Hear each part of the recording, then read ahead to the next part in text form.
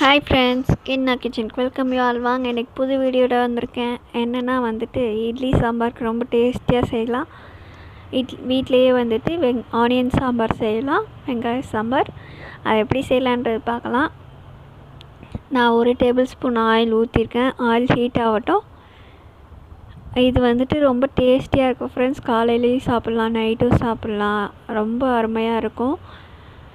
இப்போ கொஞ்சமாக கடுகு போட்டிருக்கேன், கொஞ்சமாக உளுந்து போட்டிருக்கேன். இது ரெண்டும் 1/2 டீஸ்பூன்னா 1/4 டீஸ்பூன் வந்துட்டு சோம்பு எடுத்திருக்கேன்.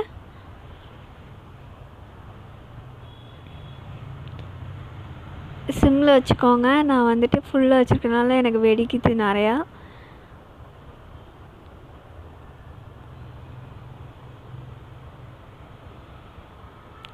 இப்போ கருவேப்பிலை போட்டுக்கலாம் ஃப்ரெண்ட்ஸ். இது ரொம்ப ஈஸியாக செஞ்சிடலாம். இப்போ வந்து வெங்காயம் போட்டுக்கலாம். வெங்காயம் வந்து நான் 2 பேருக்கு செய்கிறனால ஒரே ஒரு பெரிய வெங்காயம், ஒரே ஒரு தக்காளி வச்சு ஒரு வேளைக்கு தான் செய்கிறேன். நீங்கள் உங்களுக்கு எத்தனை பேர் இருக்கீங்களோ அதுக்கு தகுந்த மாதிரி வெங்காயம் தக்காளி எடுத்துக்கோங்க.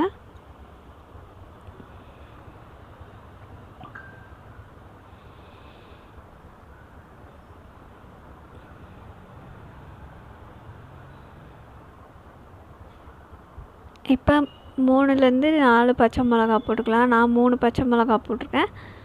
உங்களுக்கு எவ்வளோ பச்சை மிளகா வேணுமோ அதுக்கு தகுந்த மாதிரி போட்டுக்கோங்க.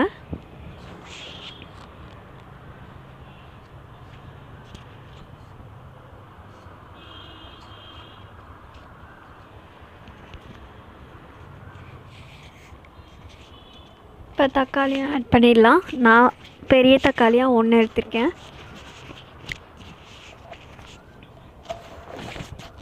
இது நல்லா வதங்கணும்லாம் இல்லை, லைட்டாக வதக்கி விட்டு மசாலா போட்டால் போதும்.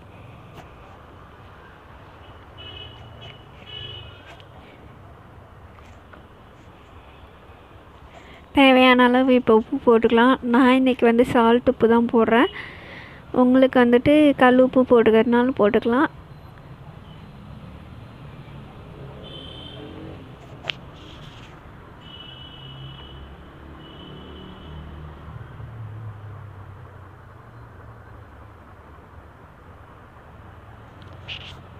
ஒரு கிண்டிட்டு இப்போ சாம்பார் தூள், நான் சாம்பார் தூள் 1.5 டீஸ்பூன் எடுத்து போட்டிருக்கேன். நான் இப்போ 1 டீஸ்பூன் தான் போட்டிருக்கேன்.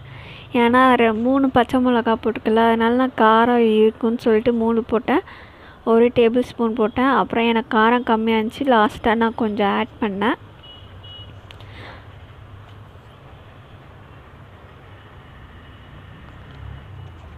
இப்போ தேவையான அளவு தண்ணி ஊற்றிக்கலாம் ஃப்ரெண்ட்ஸ், இல்லாட்டி பொறையேறும் உங்களுக்கு. தண்ணி ஊற்றிடுங்க.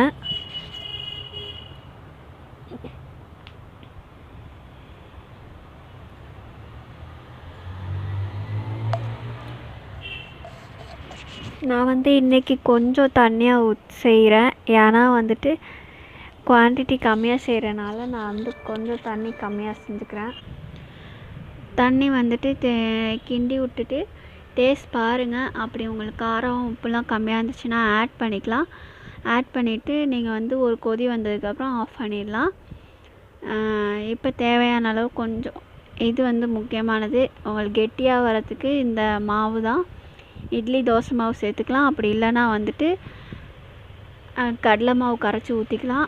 எவ்வளோ கெட்டி வேணுமோ அந்த மாதிரி நீங்கள் கரைச்சி ஊற்றிக்கோங்க, உங்களுக்கு தேவையான அளவு. இப்போ கடைசியாக கொத்தமல்லி போட்டுட்டு ஒரு கொதி வந்ததுக்கப்புறம் அமர்த்திடலாம். அதுக்கு மேலேயும் உங்களுக்கு காரம் இதெல்லாம் கம்மியாக இருக்குன்னா திரும்பியும் ஆட் பண்ணிக்கலாம், ஒன்றும் பிரச்சனை இல்லை. கண்டிப்பாக நீங்களும் ட்ரை பண்ணுங்கள் ஃப்ரெண்ட்ஸ். ட்ரை பண்ணிட்டு எனக்கு கமெண்ட் பண்ணுங்கள். கிட்னா கிச்சனுக்கு மறக்காமல் சப்ஸ்கிரைப் பண்ணுங்கள், லைக் பண்ணுங்கள், ஷேர் பண்ணுங்கள். பாருங்கள், சூப்பராக வத்திருச்சு. இப்போ நீங்களும் கண்டிப்பாக ட்ரை பண்ணிட்டு கிட்னா கிச்சனை மறக்காமல் சப்ஸ்கிரைப் பண்ணிட்டு போங்க. நாளைக்கு நான் புது வீடியோட வரேன். பெல் பட்டன்லாம் தட்டுங்க. பாய்.